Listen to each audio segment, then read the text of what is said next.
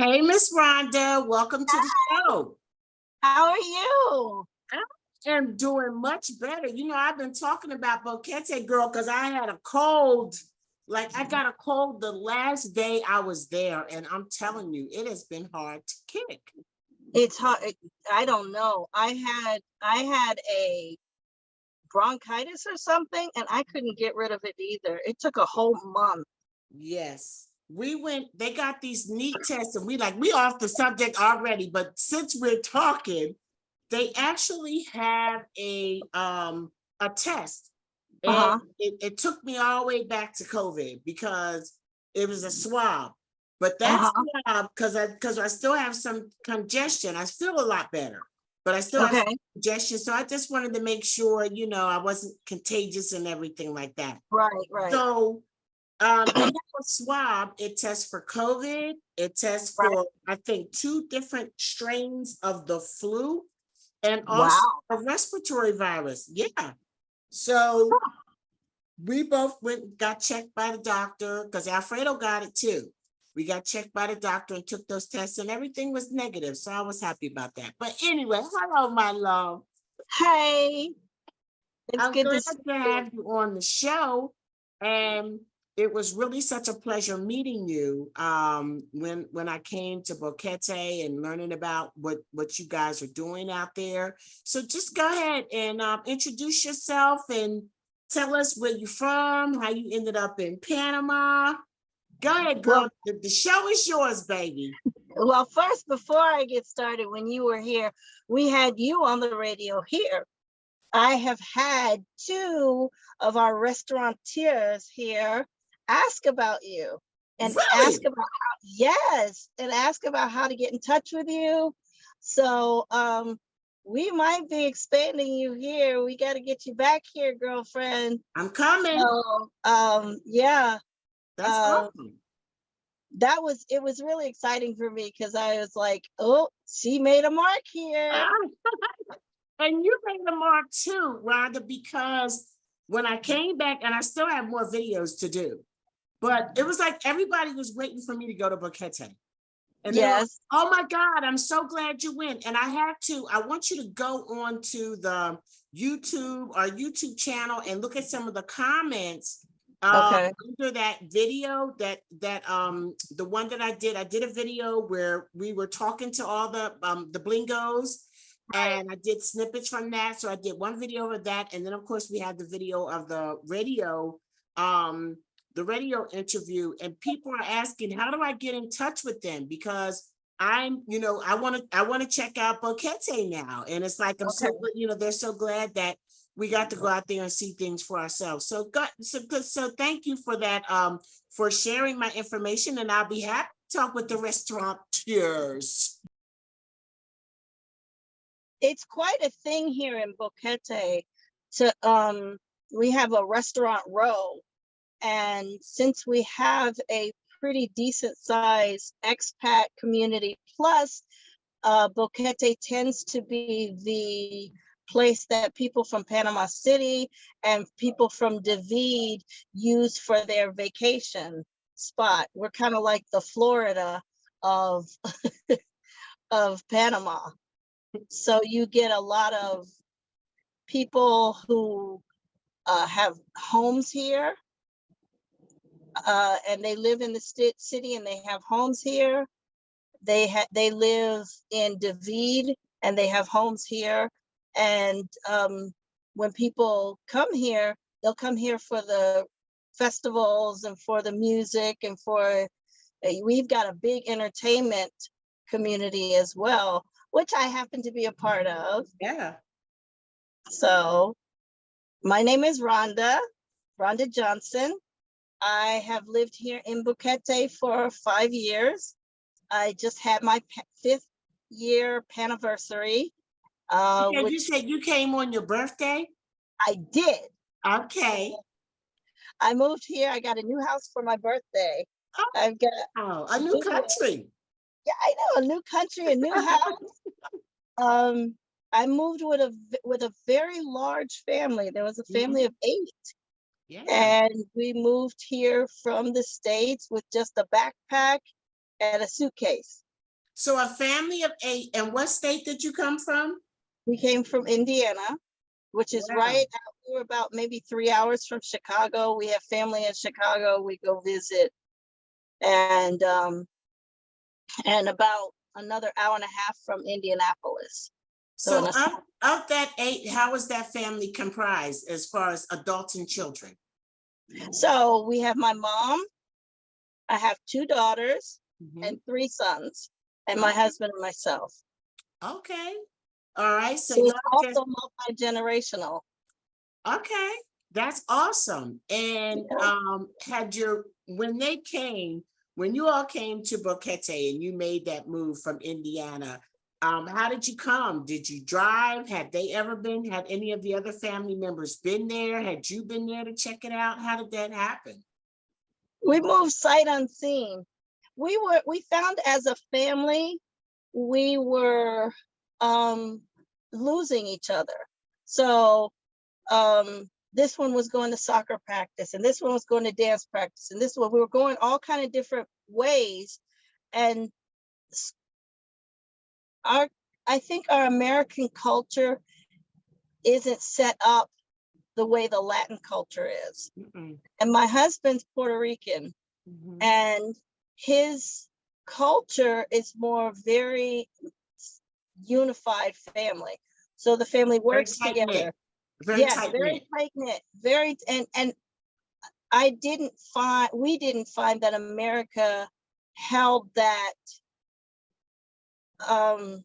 tight knit. Norm. It's not the culture. Yeah.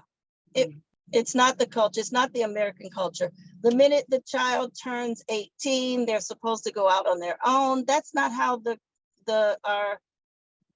Hispanic culture is. So we found a place here where we could still have our American selves, but have more of the Latin culture, to have our children be a part of us. So now that we're 5 years in here, like most of them are grown, and they live either very, very close by or in the house still. And there is a sense of, and my aunt has moved here also. Your aunt moved there too? Yes. Oh, Right now she's a snowbird. She'll be moving here within the year. She's finishing up her last year of school, of teaching in the school. And then she already has her house. She already has her space. She comes here at the, here about every season. She comes down for a couple of weeks. And every time she comes, she says, I can't wait to just be there. so okay, so it was 8 of you initially that moved from Indiana. Okay, Indiana, I don't know a whole lot about Indiana, but where you lived in Indiana, was it somewhat similar to some of the settings that you see in Boquete, or was it more city-like? It was, okay, here's where it was alike. It was a small town, and Boquete is a small town. So we kind of settled into that, where if something happens to someone, everybody knows. We were already used to that. So in Boquete, it's kind of like that, especially if you're in the community at all, active in the community at all, and we are active in the community. So anything that happens, everybody knows. And we didn't really have a problem with that, because Boquete tends to take people and build a family, because most of the expats who have come here have left family. And so you build a unit here that is like family, and very, very supportive. I don't have a single complaint of our community here, because they treat me and my family like family, not just neighbors, not just, hey, how you doing? They've become my family here. So when you say like your neighbors or casinos, are they mostly Panamanians? Are they other foreigners? What is your neighborhood comprised of? Now, my neighborhood, we live in a very blue collar, hands-on neighborhood. right next to my aunt lives 4 houses down from us. Y'all, So done, next, I saw it. Y'all done came in there and took over the yeah, that's pretty, Johnsonville up in that piece. it is Johnsonville here, and everybody knows it. Uh, Right next to my aunt is a man who reupholsters furniture. Right next door to him is a mechanic. Right next door to the mechanic is a bus driver. Now, you here in Boquete, I don't know if that's the same in Panama City, but the bus drivers own the buses, and they pay for a position in the bus schedule. So they're responsible for their. in Panama, they used to have a whole system of red devils, and you've probably heard of the Yes, yeah. Rojo Diablos. Yeah. Yeah, but they kind of put the red devils, most of the red devils, out of commission. So right now, Panama City has a commercial bus line. Metro. So they have municipal. Yes, it's okay. See, we don't have it's that government. Right. They pay the government to be put on the schedule. Okay. In Boquete. In Boquete, yes. Mhm. And they take amazingly good care of their buses. They wash them all the time. We also have taxi drivers in the neighborhood. We've been invited to all their birthday parties, and Wow. I mean, we're in the community, not just the expat community, but in the Panamanian community as Right. well. So the people that you were just talking about, the mechanic, you said upholsterer and a bus driver, are they Panamanians or are they expats? They're all Panamanian. All Panamanians. Now, directly across the street, there is a Canadian guy who's a friend of ours. He is an expat, but again, it's just fit into the hodgepodge of our neighborhood. A little further on, there's a cow pasture, and sometimes cows will go past our house. They'll herd them past our house to the pasture. And then sometimes if you want your lawn mowed for free, there's a guy who'll bring his goats. Oh my goodness. So, okay, so tell me, how does the conversation start? Okay, so if you've been there about 5 years, we're in 2023 at this time, so you came about 2018? June of 2018, so you just hit your 5-year anniversary. How does that conversation about, let's just leave what we know and adventure out to what we don't know, how does that conversation start? And how do you get from that conversation to hitching up and moving to Panama? Walk me through that. Okay, so because your kids are what age? When you came, I'm sorry, I didn't mean to cut you off. Your kids, when you came, were what ages? 10 through 22. Okay, so you had a whole wide range of them. Right. 10 through 22. Okay, so we know that now. So walk us through it. Okay, so getting them up in the morning in the dead of winter, being apart from each other, they were beginning, honestly, the kids were beginning to complain about this, because even though I guess for us, we were beginning to miss each other. So their father started talking to them about what his culture was like, about how they spent so much time together, how he missed that. And he wanted to go to a place where we would have more time to know each other and to be more unified as a family. Not that we weren't there for each other, but just the super busyness yes of the American culture. Yeah, was, to me, it looked like it was wearing on my children, is what it looked like. And so introducing this to them wasn't as big of a deal for them as it was for, you know, the people around us who we informed that we were leaving. Okay. Why are you leaving? You know, you don't have a job there. You don't have, you know, and we weren't coming as retirees, you know, we were coming as, well, we'll make it work no matter what, you know. We So had you were coming pretty much on your savings. yes. Okay. And knew that we had a finite amount of time before we had to Figure build something. something. Yes. We understood this. And we told our kids, when you get there, it's not like you're going to grow up. You can go to school online because we were homeschoolers, and we knew that they probably choose online colleges, or you can go away to college, but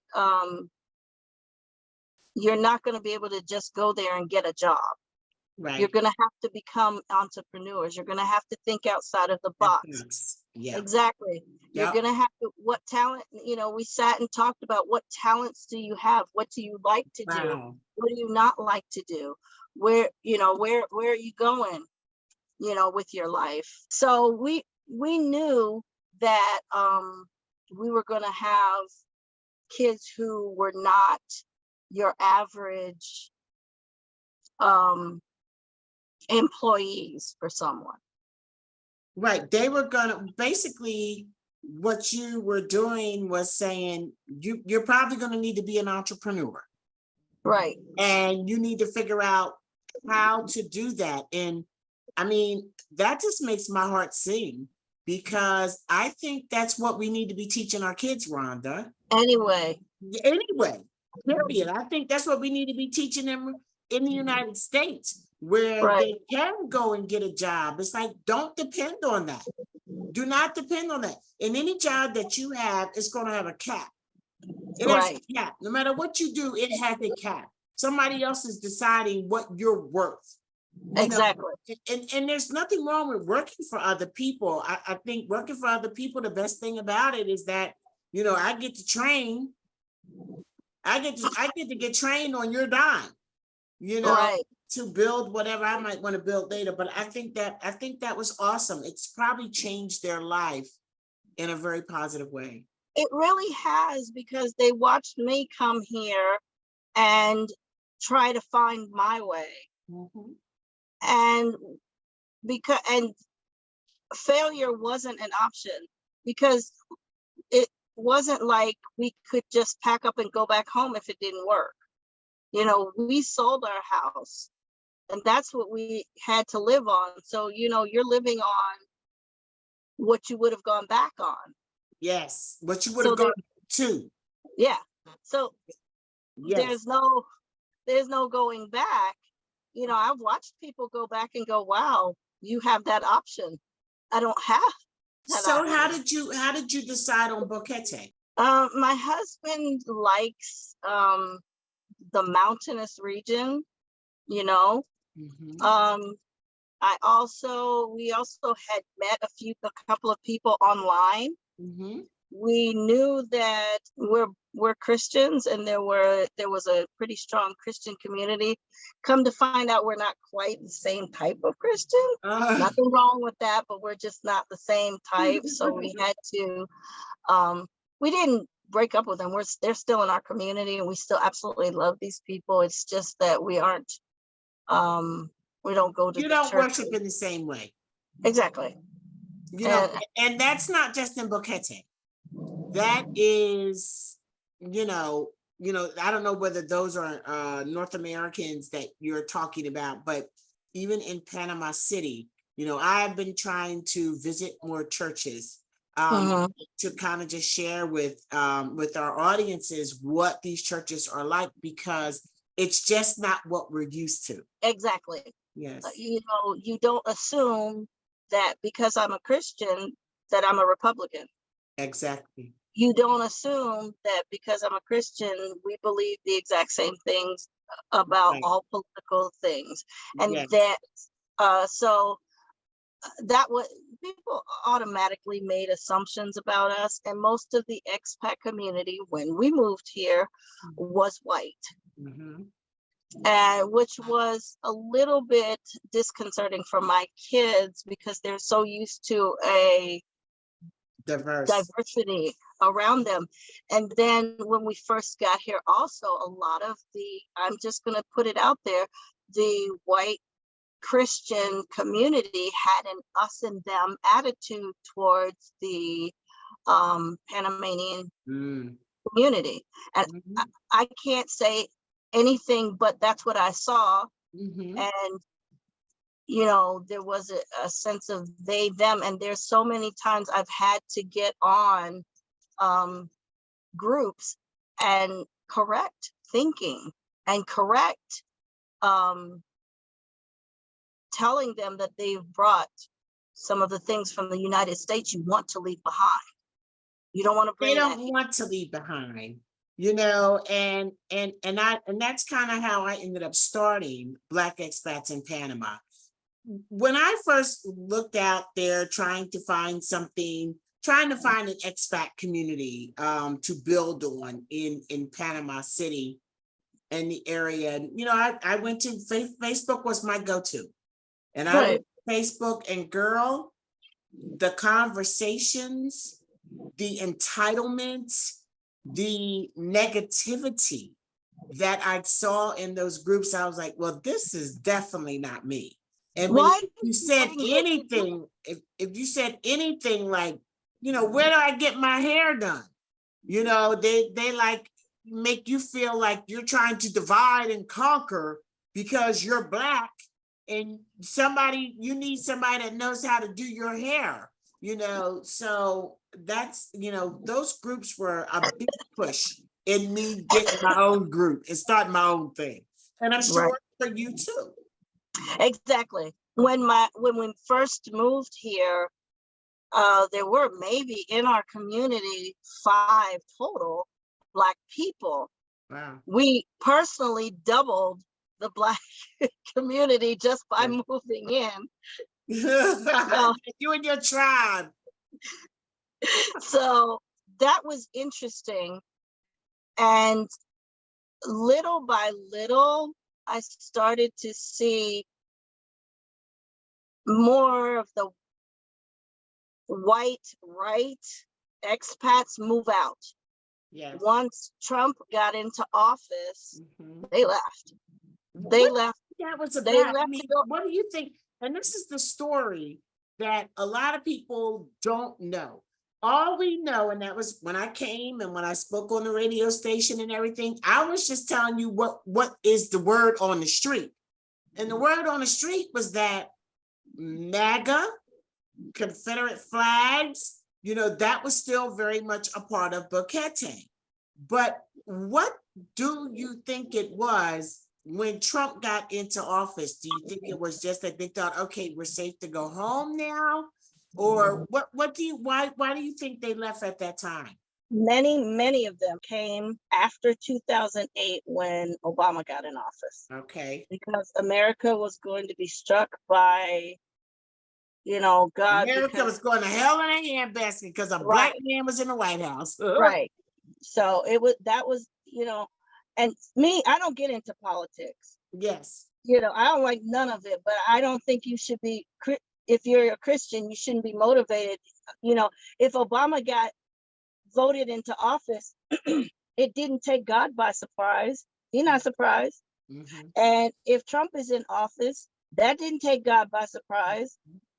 So why are you moving your life based on these things? And that's what happened. They moved here, a whole bunch of them. And I mean 250 families, not people, families moved here during the Obama administration. Wow.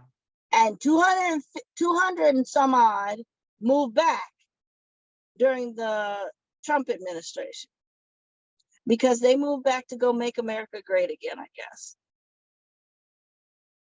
And soon as they left, I started seeing trickling in more people of color.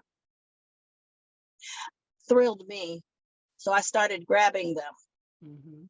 And about, oh gosh, a year and a half, no, it's got to be 2 years ago, 2.5 years ago, we started the Blingos, which is the Black gringos. Mhm. And And gringos is a term that I don't know if they use it in other Central and South American countries, but I know they do in Panama. They call like Americans gringo. yes, well, see, that's one of the things I absolutely love about Panama. They don't care about my color. They care about the fact that I came from the United States and what can I bring from the United States to help out here.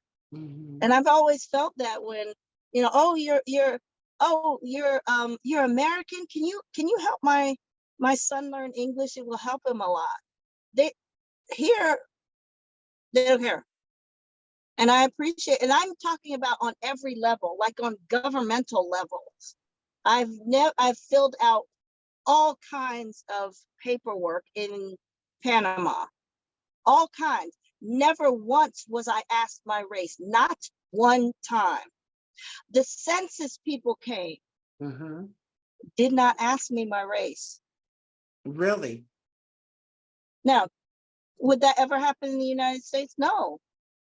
Every form I fill out in the United States has those little boxes I got to check. My driver's license here, and you know this, does Yeah. not have my race.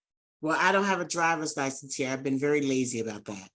You But need to get I've been very lazy about that.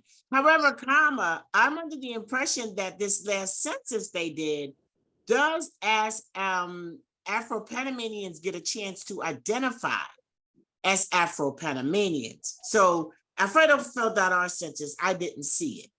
So you don't remember seeing anything about Afro or anything on your census? They asked me the questions, and that was not one of the questions that they asked me. They did not. And once they figured that I was Oh, from the United States, they didn't ask me my race. okay. So what I'm wondering is if they make observations, because I guess they came and interviewed him individually. I wasn't here. I didn't. I know that we got that orange sticker saying, Right. we had the census thing, but I know that Afro-Panamanians, a large group of Afro-Panamanians lobbied to be identified as Afro-Panamanians on this census because they never had. But And did you hear what you said?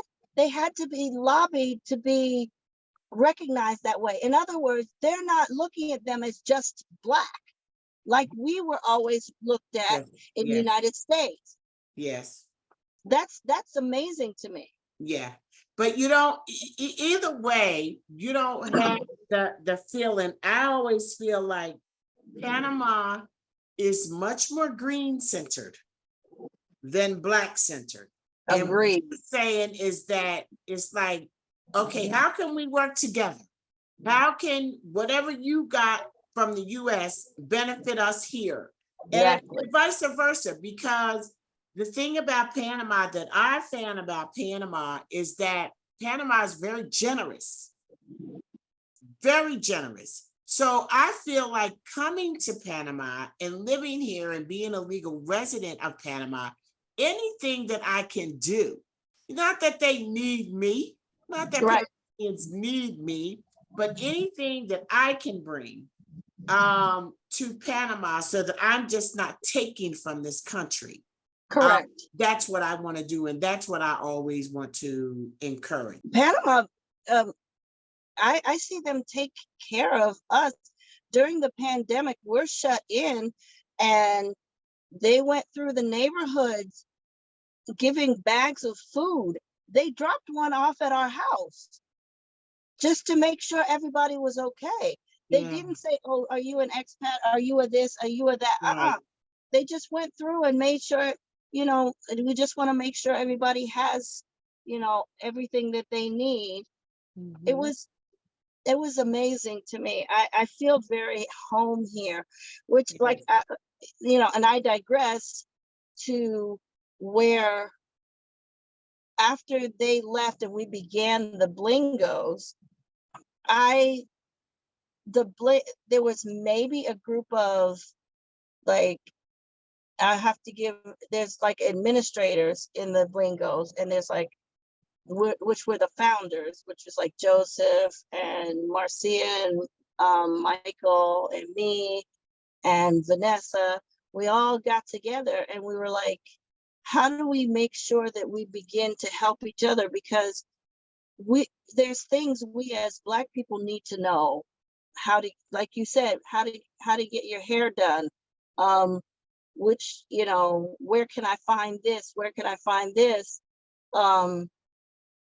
So we grew from, like, I'm not kidding, there may have been 12 that we grabbed when we first started, and we're like at 150 now.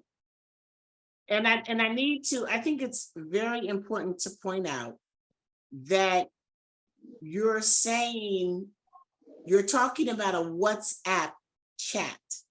Correct. You're not talking about a Facebook group. You have a Facebook group? We do not yet. Okay. You're not talking about a Facebook group. You're not talking about anything on major social media. Right. So you went from, in the last 2.5 years, you went from 0 to over 150. Correct. And it's like you said, it's grassroots. It's nuts and bolts. Does anybody know of a place we could rent for such and such and so?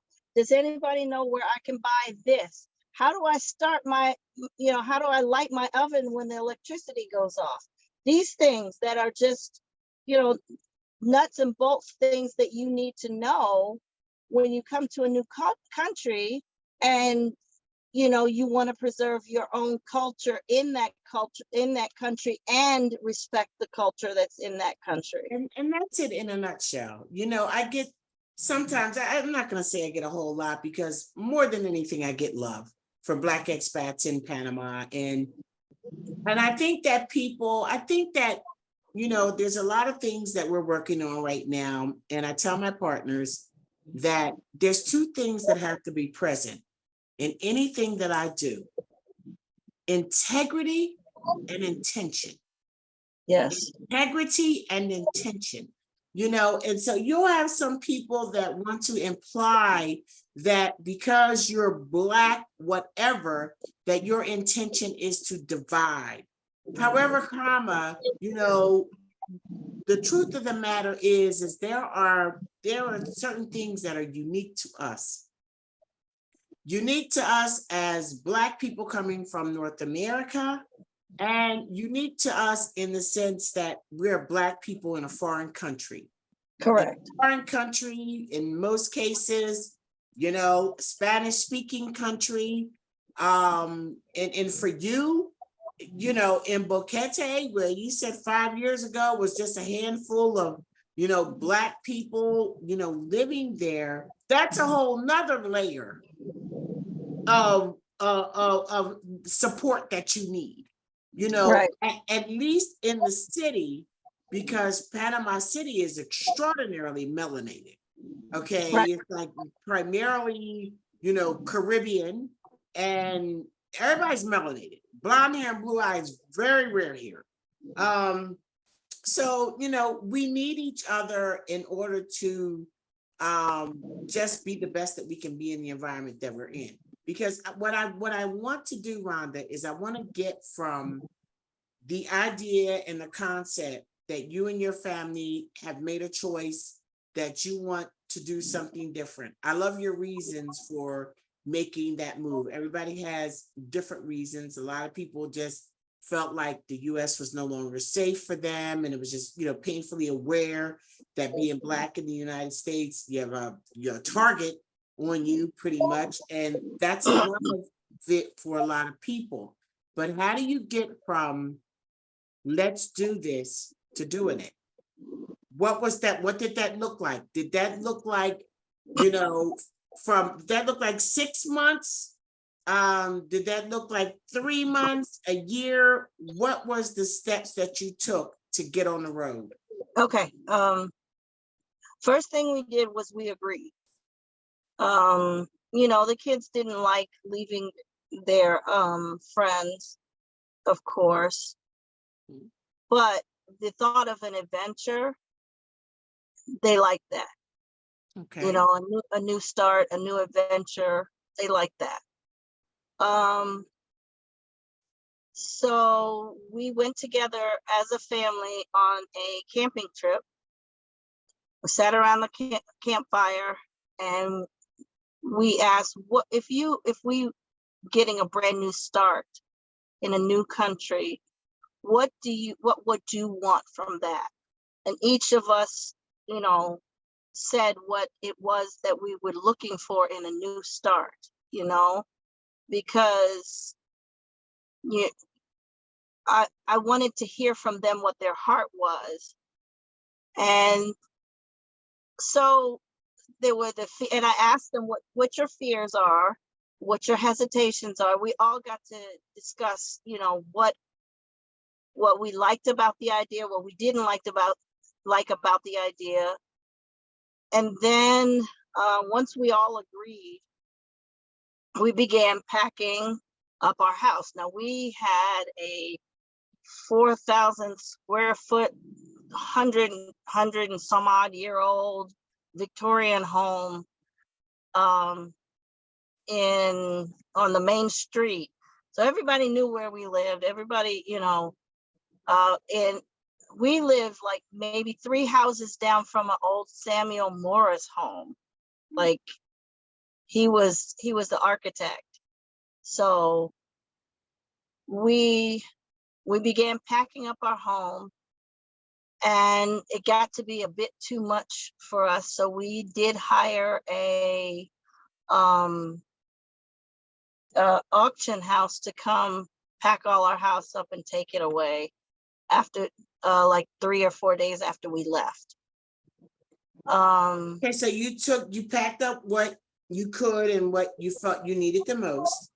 Correct. And then you let an auction house come in, up the rest of your stuff, and then what, they sell it on your behalf? They auctioned it off on our behalf. They took a percentage and we got a check, which really helped us. I mean, it just takes a whole lot of the burden off. I'm just thinking, I have a storage space in the US that I might, You might think about that's that. a good idea. We sold our cars. The person that we sold our big van to, we said, we'll take a certain amount off if you take us to the airport. And so they packed it. They took us all to the airport. We bought our airline tickets for Christmas. So 6 months before we left, we got our airline tickets. At the time, Spirit Air was super, super cheap. Spirit Air doesn't even fly there no more. To David. You flew right to David or Panama? They don't fly to Panama City anymore right now. Oh, okay. But that was all we could afford. Well, not all we could afford, but we wanted as much money as we could for when we got here. Then with some of the people we had met online here, we asked them to help to videotape a house that we saw for rent on Encuentro 24. See, that's owned by that's owned by a Black woman. Oh, really? We found a home on Encuentro, and we asked one of the people we had talked to online about Boquete if they could go see it. They videotaped it for us and sent it to us. We learned about WhatsApp and how to use it, and we began using it before we got here. We flew on my birthday from Chicago to Panama City, and from Panama City we rode the bus to David, and then from David, that person that videotaped the house for us, picked us up, and brought us to our new home. That's Wow. how we got here. And so when you got here, you had a place to land, you know, another expat, I guess, helped you coordinate. That was really something. It really, really was. And it was exciting. The house was like maybe a quarter of the size of the home that we had just left.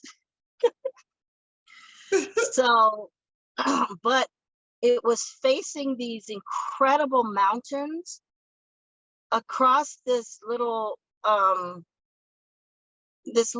field was this gorge that was amazing to look at. We were like breathtaking views. We were standing on our porch, and you watch this cloud go across the street, and that never in my life have I ever seen anything like this. Wow.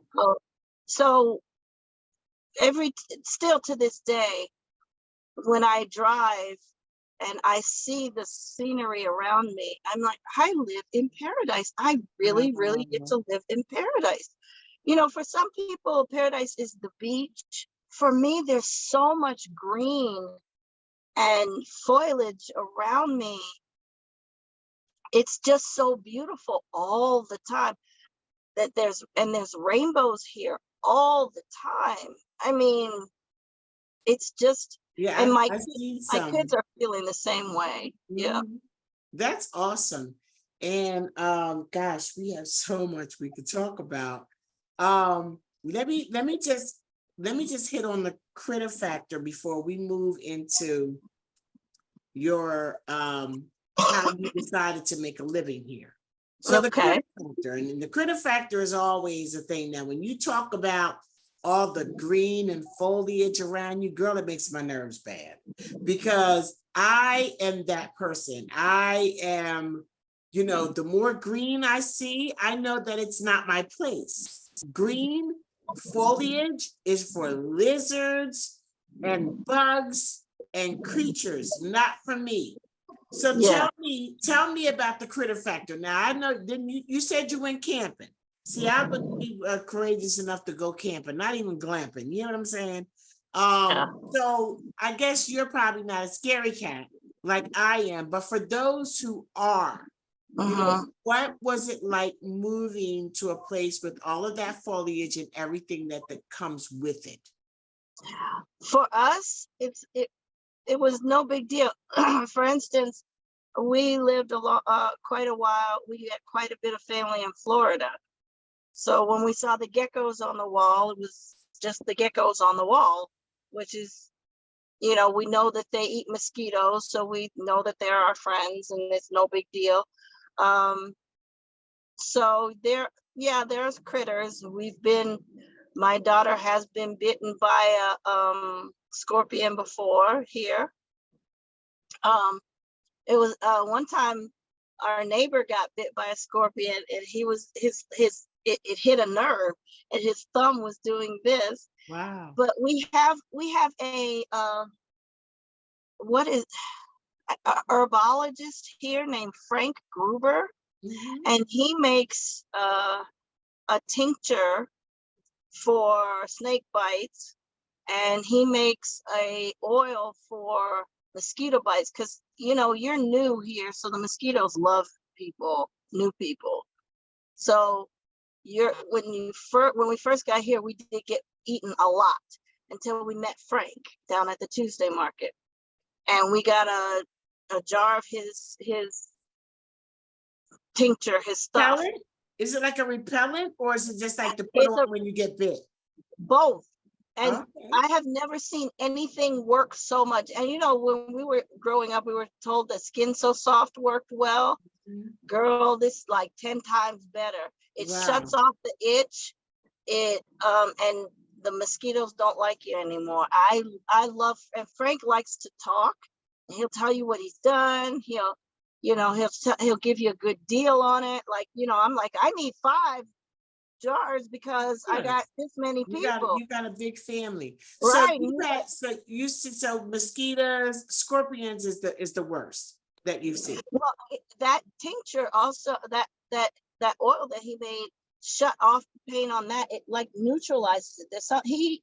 He spent a lot of time with the nobodies here, and he learned a lot, and he's brought it to us and he has a way, uh, it just shuts off everything. So the critter factor became less of a factor, because when we first moved here, it was something that bothered me because I'm like, these mosquitoes are tearing us apart. And that was what made it more, we found a way, to. Well, I would just be more concerned with scorpions, snakes. I just don't want to encounter them. But people We need have a to know snake expert here named Mike Hill. So anytime anybody sees a snake, they automatically call Mike. Mike, what is this? And Mike will come over and take care of it for you, or tell you what it is, or tell you, So, okay. So tell me one thing that I noticed when I was in Boquete, and we're gonna have to wrap up. I'm trying to have my producer love me. One thing that I noticed was that there are a lot of Black expats who are creating businesses in Boquete, which I was very impressed with. You have Pamela Crawford with that amazing geisha farm that she has at Caramella. And then you have Chalks. You have Nina with Chalks, and that's a chocolate company. You have Rhonda, and you do hair. You do natural hair. And then you also own it's the conservatory, but it's the performing arts. It's a Boquete Performing Arts Conservatory. So tell us about how, obviously you decided to make a living by doing hair, but Black expats had to come, or were you doing neutral hair? Actually, it wasn't until we started Blingos that I started doing hair, because I'm really good with braiding and weaves and things like that. I do all kind of different hairstyles on my own. You'll see in all the pictures that I gave you. My hair is all kind of different lengths, and because I like playing with it. Yeah. And so it wasn't until the Black expat started to come that I had more clientele for doing braiding and twists and locks and stuff like that. I started the performing arts. I got hired when I first got here to be an assistant in a ballet studio up in Volcancito, not far from where you were staying.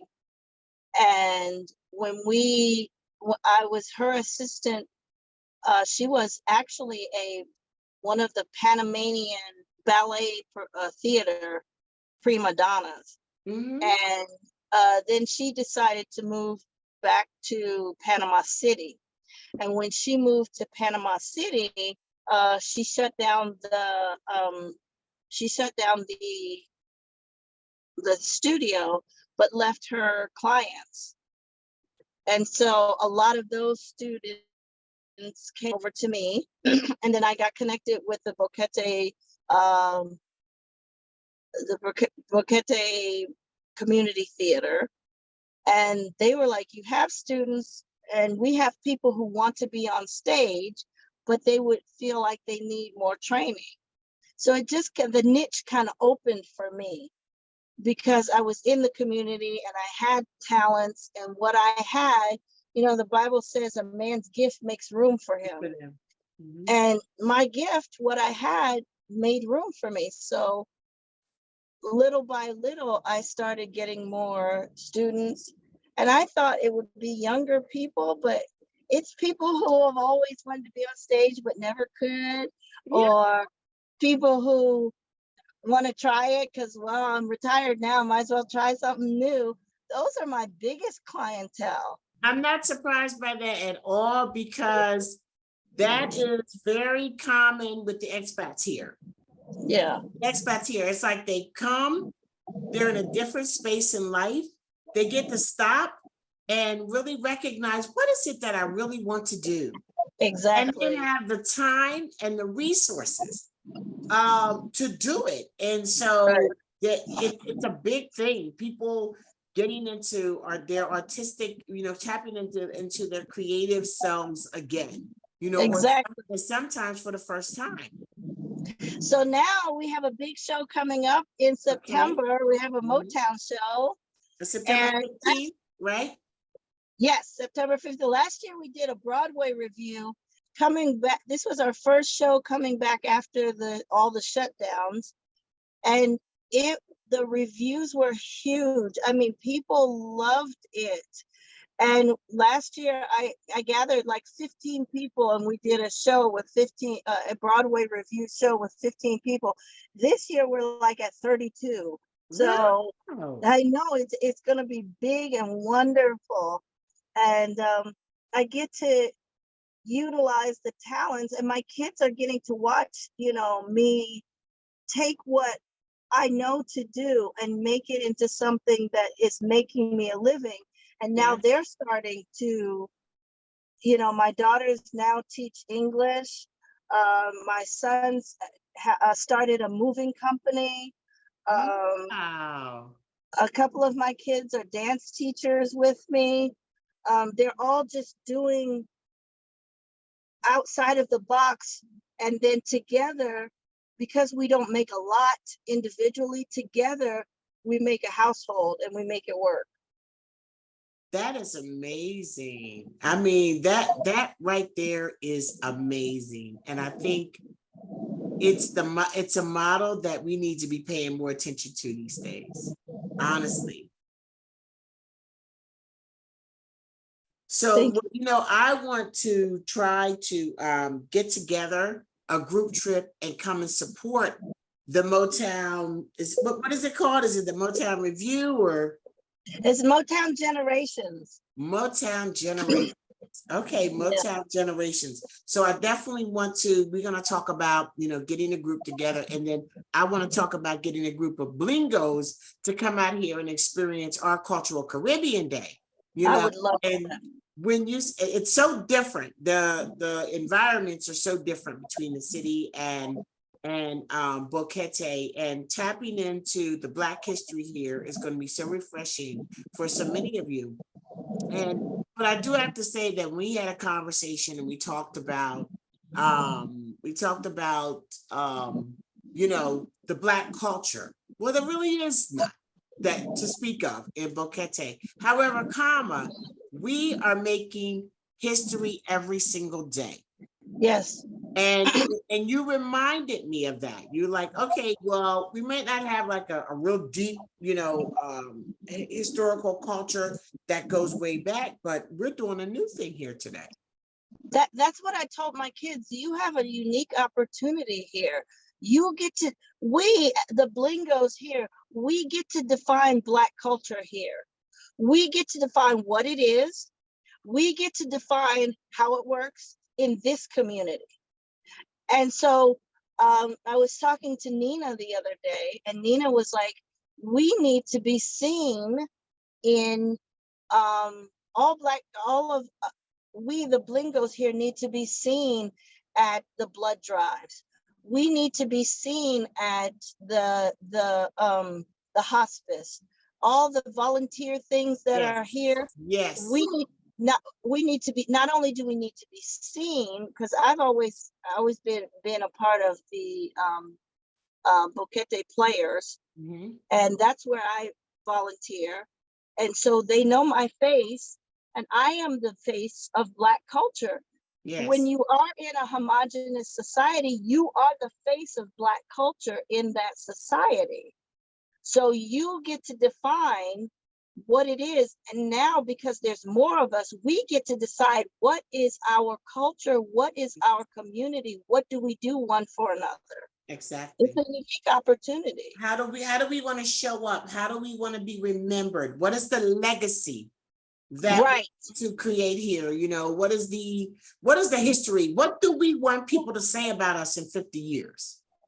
And that, Exactly. you're going through these things just by being Black expats. You know, we're pioneers. You know, I mean, there have been big migrations of Black people in the past. This is something new. We're migrating on a large scale to other countries. What is it that we want history to say about that? Right. You know, and we get to decide, you know, and we get to have the opportunity to be unified in making those decisions. So let me ask you this. I'm going to have to let you go, but I'm excited to interview your kids about what their experience has been moving abroad, you know, in this kind of family. And I just think that it's a great model, Rhonda, that you have set up. I really do. And I really want to talk to your kids and get their direct perspectives on it. But tell us, how do we find you? How do we, people really want to know, how should they connect with Blingos?